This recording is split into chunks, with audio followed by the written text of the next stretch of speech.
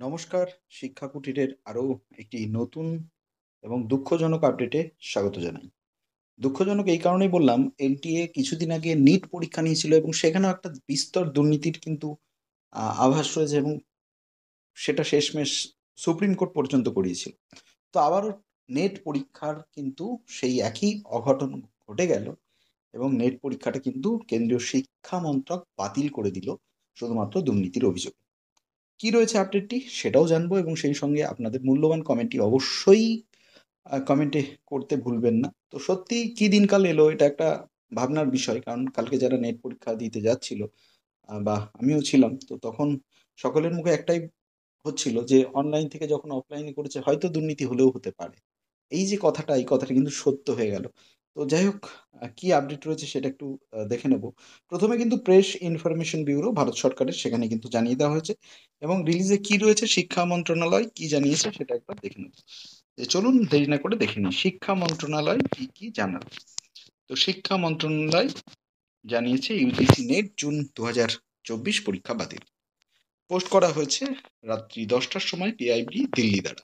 National testing agency দেশের বিভিন্ন শহরে দুটি শিফটে 18 জুন 2024 তারিখে ওএমআর মোডে, অর্থাৎ কাগজ কলমে ইউজিসি নেট 2024 পরীক্ষা পরিচালনা করেছে। 19 জুন 2024 বিশ্ববিদ্যালয় মঞ্জুরি কমিশন বা ইউনিভার্সিটি গ্র্যান্ট কমিশন পরীক্ষার বিষয়ে স্বরাষ্ট্র মন্ত্রকের অধীনে ভারতীয় cyber crime coordination centre 14C এর জাতীয় cyber crime threat analytics unit থেকে কিছু ইনপুট পেয়েছে। এই ইনপুটগুলি প্রাথমিকভাবে ইঙ্গিত করে যে পূর্বোক্ত পরীক্ষার অখণ্ডতার সাথে আপোস করা হয়েছে। অর্থাৎ এখানে আপোস করা হয়েছে, দুর্নীতি হয়েছে।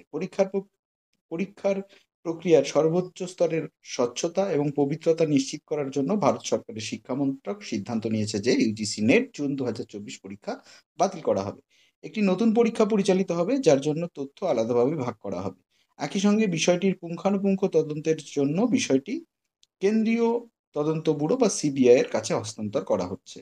ইউজিসি নেট 2024 পরীক্ষা যে নিট ইউজি নিট ইউজি পরীক্ষা 2024 সংক্রান্ত বিষয়ে গ্রেস মার্ক সম্পর্কিত সমস্যাটি ইতিমধ্যেই সম্পূর্ণভাবে সমাধান করা হয়েছে। পাটনায় পরীক্ষা পরিচালনার অভিযোগে কিছু অনিয়মের বিষয়ে বিহার পুলিশের অর্থনৈতিক অপরাধ ইউনিট থেকে একটি বিশদ প্রতিবেদন চাওয়া হয়েছে।